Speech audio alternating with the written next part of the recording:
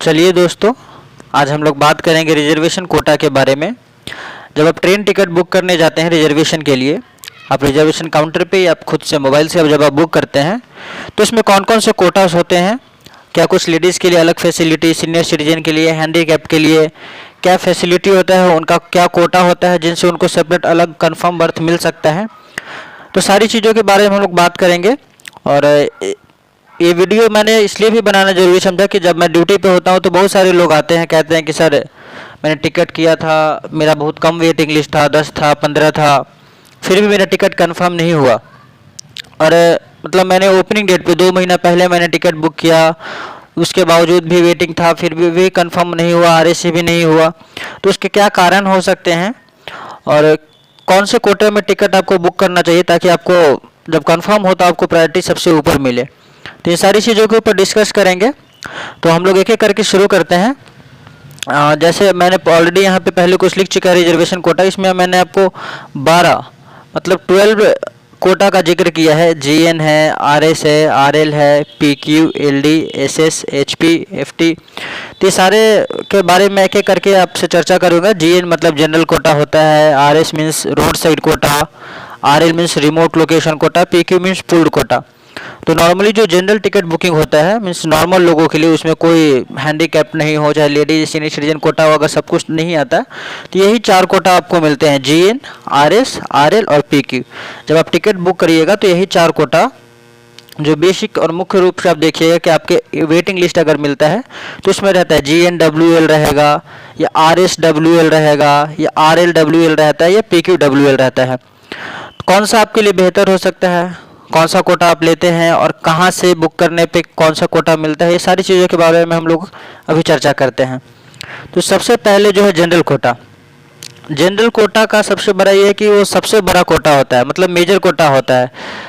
Major Kota कहने का मतलब अगर 100 सीटें हैं तो 100 में से जो ट्रेन जहाँ से स्टार्ट होती है, ट्रेन स्टार्टिंग पॉइंट जो होता है वहाँ से आपको जनरल कोटा मिलता है। और भी कुछ स्टेशन से, बड़े बड़े स्टेशन से आपको जनरल कोटा प्रोवाइड किया जाता है। तो टिकट बुक करते टाइम अगर आपका जीएन वेटिंग लिस्ट टिकट जब आप लेते हैं तो GNW जब आए तो दैट मीन्स कि ये सबसे बेस्ट है। अगर आपको कंफर्म या आरएसी का अगर प्रायोरिटी मिलता है तो सबसे पहले इसके ज़्यादा चांसेस होते हैं, क्योंकि ऑलरेडी आपको मैंने बताया कि GN general quota major quota होता है, इसमें सबसे ज़्यादा सीट्स आपको प्रोवाइड किए जाते हैं। इसलिए जीएन कोटा जब भी आप टिकट बुक करें तो देखें कि आपका कोटा कौन सा है, जनरल कोटा है, पीक्यू है, क्या है। तो general quota is major quota और जनरल कोटा में आपको डिनोट किया मिलेगा GNWL और ये सबसे बेस्ट कोटा होता है आपको टिकट कंफर्म होने के लिए। नेक्स्ट बात करते हैं हम लोग RL, इसमें remote location quota. Remote location quota क्या होता है कि कुछ इंटरमीडिएट स्टेशनों पे, मतलब बीच के स्टेशन पे, फॉर एग्जांपल कि दिल्ली मान लीजिए कोई ट्रेन है जो चेन्नई से न्यू दिल्ली जा रही है, चेन्नई से दिल्ली तक के लिए है, तो जो चेन्नई से कोटा बनेगा जो चेन्नई सेंट्रल स्टेशन पे, वो कोटा जनरल आएगा GNWL, इसके पहले जो मैंने बताया। और चेन्नई सेंट्रल के बाद अगर मान लेते हैं कोई भी एक स्टेशन ले लेते हैं, नागपुर है, और नागपुर से अगर आप दिल्ली से पहले किसी स्टेशन पे जा रहे हैं, दिल्ली से पहले अगर किसी भी स्टेशन पे आप जा रहे हैं तो जो नागपुर से जो कोटा बनेगा वो RLWL आता है। तो ये भी आता है RLWL, यही होता है रिमोट लोकेशन वेटिंग का। ये कुछ स्पेसिफिक स्टेशंस को प्रोवाइड किया जाता है रिमोट लोकेशन कोटा के रूप में। और इसका जो चार्ट होता है देखिए, जैसे लिखा है finalisation of the chart train starting station. जब ट्रेन का जो स्टार्टिंग स्टेशन होता है, जब वहाँ चार्ट बनता है तो vacant birth allotted for waiting list in remote location in the order of priority. तो जब चार्ट बनता है और जब ट्रेन स्टार्टिंग, मतलब जैसा मैंने बताया चेन्नई सेंट्रल से अगर ट्रेन मतलब शुरू हो रही है तो जो चेन्नई सेंट्रल पे जो चार्ट बनेगा, वहाँ चार्ट बनने के बाद अगर सीट्स अवेलेबल होते हैं तब वो सीट्स आपको रिमोट लोकेशन कोटा में जो वेटिंग लिस्ट लोग होते हैं उसको प्रोवाइड किए जाते हैं order of priority. That means कि सबसे पहले आपको जनरल कोटा वेटिंग क्लियर होता है, उसके बाद RLWL क्लियर होता है।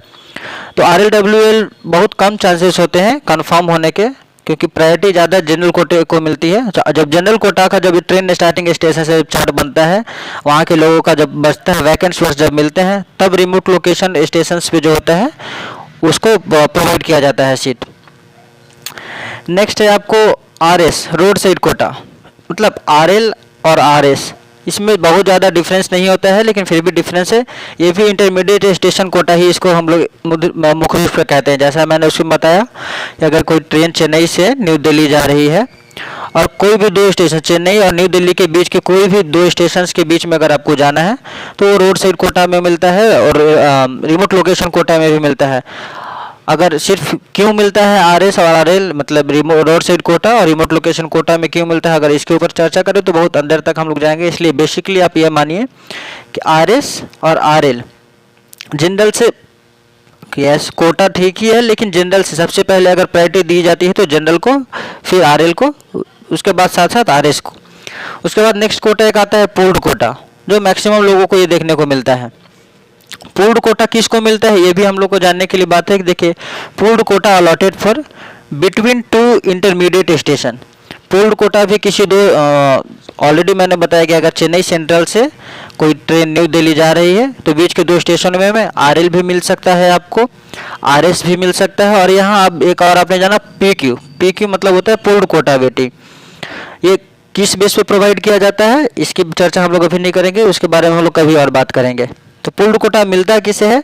Between two intermediate station, from an intermediate station to last station. मान लीजिए चेन्नई से न्यू दिल्ली हम लोग को जाना है, चेन्नई के बाद अगर एक नागपुर है, नागपुर से हमको लास्ट न्यू दिल्ली तक जाना है, तो जो नागपुर से कोटा बनेगा वो भी पूर्ण कोटा आपको बनेगा। तो ऐसा होता है। एक और केस में आपको बन सकता है originating station to intermediate station. For example Chennai Central से हमको जाना है और न्यू दिल्ली से पहले कहीं भी आपको हमको रुकना है, तो भी पूर्ण कोटा में आता है। तो ये तीन कोटा जो है आपके आरएल, आरएस और PQ, remote location, road side and पूर्ण कोटा, ये तीनों कोटा किस केस में बनते हैं ये बेसिकली मैंने आपको जानकारी दे दी है। और प्रायोरिटी की बात करते तो सबसे पहले जब भी आप टिकट ले तो ये आपको चार ही कोटा मिलते हैं, GN, PQ, RL and RS. तो सबसे पहले प्रायोरिटी अगर बात होती है तो जीएन की बात होती है, ये सबसे पहले कंफर्म आपको होता है। और ज़्यादा वेटिंग लिस्ट हो तब भी आप जनरल कोटा आपके लिए सबसे बेहतर साबित हो सकता है। पीक्यू, आरएल एंड आरएस ये इसकी प्रायोरिटी जनरल कोटे के बाद ही आती है। और जब ये पीक्यू और आरएल आपको मिलते हैं, अगर ज़्यादा 5-10 से ज़्यादा अगर वेटिंग लिस्ट आपको मिल रहे हैं 50-60, तो पीक्यू अगर 50-60 आपको मिल रहा है दैट मीन्स कि बहुत कम ही चांसेस है आपके टिकट को कंफर्म होने की, आरएसी होने की, ना के बराबर है। तो अगर बेहतर चारों में माने तो जनरल कोटा जब भी आप टिकट बुक करें तो जनरल कोटे से ही बुक करें। जनरल कोटा से अगर आप एक और में आपके लोग के मन में सवाल हो सकता है कि जब हमको जाना हो चेन्नई और नई दिल्ली के बीच में तो उसमें जनरल कोटे से कैसे बुक करें, तो आप अपना चेन्नई सेंट्रल से के बाद अगर कोई स्टेशन से जाना हो तो चेन्नई सेंट्रल से बुक कर सकते हैं और बोर्डिंग पॉइंट आपको जहाँ चढ़ना हो वहाँ दे सकते हैं। एक ये भी ऑप्शन होता है आपके पास। दैट मीन्स कि अगर मान लीजिए कि आपको चेन्नई सेंट्रल जाना है, सॉरी चेन्नई सेंट्रल के बाद के किसी स्टेशन पे जाना है, आपको अगर विजयवाड़ा से जाना है, विजयवाड़ा से न्यू दिल्ली जाना है, तो आप बुकिंग करिए Chennai Central to New Delhi और बोर्डिंग आप विजयवाड़ा डाल सकते हैं। ऐसे क्या होता है कि आपको जनरल कोटा मिलता है। और जनरल कोटा जैसे ऑलरेडी मैंने आपको बताया कि सबसे ज़्यादा चांसेस होते हैं और जल्दी क्लियर होने के चांसेस होते हैं जनरल कोटा में। तो ये चार कोटा मैंने समझा दिया। और अब उसके बाद बात करते हैं हम लोग एचपी कोटे की, मतलब फिजिकल हैंडीकैप कोटा। ये नॉर्मली सबको नहीं दिया जाता, जैसा कि फिजिकल हैंडीकैप जो फिजिकल डिसेबल है, ऐसा व्यक्ति जो शारीरिक रूप से मतलब अस्वस्थ है उसको दिया जाता है ये चीज़। और इसमें कैसे होता है? अवेलेबल बाय ऑल ट्रेन, ये सारे ट्रेनों में, ऑलमोस्ट सारे ट्रेनों में कोटा होता है। डिसेबल्ड पर्सन विद 1 स्कर्ट, सिर्फ हैंडीकैप पर्सन को नहीं, उसके साथ साथ एक स्कर्ट को जाने दिया जा सकता है। एक स्कर्ट का मतलब ये होता है कि एक पेशेंट जो है जो फिजिकल हैंडीकैप है उसके साथ उसकी देखभाल करने के लिए किसी भी एक और व्यक्ति को उसके स्कर्ट के रूप में दिया जा सकता है। स्लीपर और थर्ड एसी में कितने बर्थ होते हैं? 4 बर्थ होते हैं स्लीपर में भी और 4 बर्थ थर्ड एसी में भी, 2 लोअर 2 मिडिल ये तो होते हैं। इसके बारे में हम लोग अभी इतना ही बात करते हैं। और ये नॉर्मली सबको प्रोवाइड नहीं किया जाता, ये प्रोवाइड उसी को किया जाता है जिसके पास आप डॉक्टर से एक सर्टिफिकेट बनता है, वो सर्टिफिकेट बनवा करके जब आप टिकट बुक करिएगा तब वहाँ से होगा। उसके बाद हम लोग एक बात कर लेते हैं लेडीज़ कोटा। बहुत लोगों को पता भी नहीं होता है कि लेडीज़ कोटा सेपरेट कोटा भी कोई होता है बुकिंग के लिए। ये फॉर लेडीज़ ओनली, जैसा कि नाम ही है लेडीज़ कोटा, तो दैट मीन्स कि सिर्फ लेडीज़ के लिए है। एक सीट मतलब एक ट्रेन में 4 या 6 बर्थ आपके लिए रिजर्व कर किया जाता है सिर्फ लेडीज़ के लिए। और लड़कों के लिए क्या है? बॉयज़ बिलो 12 ईयर्स, 12 साल से नीचे वैसे लड़के जो अकेले नहीं जा सकते, allowed when travelling with relatives, जो अपने रिलेटिव के साथ जो लेडीज हो उनके साथ जा सकते हैं, तो वो भी इस कोटे में के अंतर्गत वो आ सकते हैं। नेक्स्ट है आपका एसएस मतलब senior citizen quota. Senior citizen quota में किसको सीनियर सिटीजन का फैसिलिटी मिलता है, इसके बारे में हम लोग चर्चा कर लेते हैं। तो मेल और फीमेल, मेल वैसे 60 years of age and above मतलब 60 साल और 60 साल से ऊपर के पुरुष व्यक्तियों को सीनियर सिटीजन कोटा के अंतर्गत कंफर्म सीट्स मिल सकता है। नेक्स्ट है फीमेल, फीमेल्स में क्या है कि 45 years of age and above that means कि 45 ईयर्स 45 साल और 45 साल से ऊपर की महिलाओं को सीनियर सिटीजन कोटे के अंतर्गत आता है। उसके साथ साथ एक और आता है कि बहुत लोग की इंक्वायरी मेरे पास भी आती है कि सर मेरी वाइफ प्रेग्नेंट है या मेरे रिलेटिव प्रेग्नेंट है, उसको कंफर्म सीट्स कैसे मिल सकता है। प्रेग्नेंट वुमेन का कोई ऐसा सेपरेट कोटा नहीं होता, उस सीनियर सिटीजन कोटे के अंतर्गत ही आते हैं। और उसके लिए आपको सबमिट ऑफ मेडिकल सर्टिफिकेट, आपको क्या मेडिकल सर्टिफिकेट सबमिट करना पड़ता है, जो डॉक्टर का लेटर पैड पे वो प्रिस्क्राइब करता है और रिक्वेस्ट करता है कि हाँ इस महिला को लोअर बर्थ या कंफर्म सीट दिया जाए। अगर सीनियर सिटीजन कोटे में वो अवेलेबल होता है तो सीनियर सिटीजन कोटा का एक सीट प्रेग्नेंट वुमेन को जाता है। तो एक ये भी जानकारी है कि प्रेग्नेंट वुमेन के लिए भी आप कैसे कंफर्म बर्थ हासिल कर सकते हैं। नेक्स्ट आपका आता है FT means foreign tourist quota. Foreign tourist quota वैसे लोगों के लिए जो फॉरेन रहते हैं या फॉरेन से आते हैं, उनके लिए एक सुविधा रेलवे में दिया गया है। Available at important stations and by important trains, ये सारे स्टेशंस पे आपको सुविधा उपलब्ध नहीं होती, कुछ बड़े स्टेशंस पे, कुछ महत्वपूर्ण स्टेशन पे और कुछ खास ट्रेनों में ये सुविधा आपको दिया जाता है। Allotted on production of passport at the time of purchase ticket, जब आप टिकट खरीदते हैं उस टाइम आपको पासपोर्ट आपको वहाँ पे मीन्स पासपोर्ट का जेरोक्स कॉपी और पासपोर्ट वहाँ पे देना होता है वेरिफिकेशन के लिए। तो मतलब प्रोडक्शन पासपोर्ट को आपको सबमिट करना है और इसका जेरोक्स कॉपी, तब आप टिकट ले सकते हैं। तो आपको सेपरेट कोटा आपको भी एक दिया जाता है। उसके बाद आता है आपका HO head office quota. Head office quota normal लोगों के लिए मतलब नहीं है, ये basically for specially for department के लिए होता है। ये रेलवे के जितने भी एम्प्लॉय है डिपार्टमेंट उन सब के लिए होता है, ये ज़्यादा जानकारी आपके लिए नहीं है। हेड ऑफिस कोटा बस जान लीजिए कि HO means head office quota भी कोई होता है। उसके बाद आता है डिफेंस कोटा, जो डिफेंस पर्सन होते हैं आर्मी नेवी या एयरफोर्स वाले, उनके लिए भी होता है। ये कुछ खास स्टेशनों पर ये जैसे फॉरेन कोटा कुछ महत्वपूर्ण स्टेशनों पे होता है, वैसे डिफेंस कोटा भी कुछ खास स्टेशन पर ही प्रोवाइड किया जाता है। उसके बाद एक आता है duty pass quota DP. Duty pass quota भी रेलवे एम्प्लॉय के लिए दिया जाता है। यहाँ जैसे कि लिखा है सर्विंग या retired railway employ can book in DP Kota.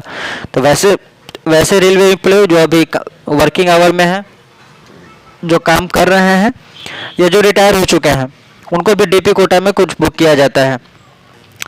Next और लास्ट हम लोग बात करते हैं पीएच पार्लियामेंट कोटा। पीएच का मतलब फिजिकल हैंडीकैप नहीं, याद रखिएगा। एचपी होता है हैंडीकैप कोटा के लिए और पीएच मीन्स पार्लियामेंट कोटा। तो ये reserve for MP their family members and common passenger of relative constitutional area duly approved by MP, मतलब ये एमपी के लिए रिजर्व होता है ये कोटा पीएच पार्लियामेंट कोटा, और उनके फैमिली मेंबर्स के लिए और common passengers of related constitution में संवैधानिक क्षेत्र के जो रिश्ते में आते हैं वो एमपी के द्वारा अप्रूव किए जाने पर भी वो पार्लियामेंट कोटे में वो टिकट ले सकते हैं। तो ये कुछ कोटा थे जैसा कि मैंने आपको बताया। अब इसमें बेसिकली मैं एक लास्ट समरी में बता दूं, अगर नॉर्मल टिकट आप बुक करते हैं तो general quota is best quota. अगर आप चेन्नई सेंट्रल से न्यू दिल्ली अगर आप जा रहे हैं तो जैसा मैंने पहले बताया, स्टार्टिंग स्टेशन से जो ट्रेन स्टार्टिंग स्टेशन से बनेगा वो जनरल कोटा कहलाता है। बीच के दो स्टेशनों पर या चेन्नई से आप किसी और दूसरे स्टेशन पर न्यू दिल्ली से पहले जा रहे हैं या चेन्नई के बाद किसी स्टेशन से न्यू दिल्ली तक जा रहे हैं तो 3 कोटा बनता है। उन सब स्थिति में आरएल, आरएस एंड पीक्यू, ये तीनों कोटा बहुत कम चांसेस होते हैं कंफर्म होने के।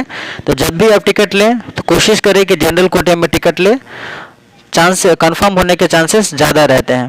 तो ये जानकारी मेरे पास भी बहुत मतलब इंक्वायरी ऐसा बहुत सारा आता है, इसीलिए मैंने सोचा ये जानकारी आप लोगों के साथ भी शेयर करूं, क्योंकि मेरे पास डेली 10-15 लोग तो ऐसे आ ही जाते हैं कि सर मेरा टिकट कंफर्म नहीं हुआ, मैंने ओपनिंग डेट पे किया था बुकिंग, चाहे जो भी किया था। तो ये आपके लिए की जानकारी थी रिजर्वेशन कोटा के बारे में। नेक्स्ट आगे भी इस तरह की वीडियोज़ हम आप लोगों के लिए कुछ लेके आते रहेंगे।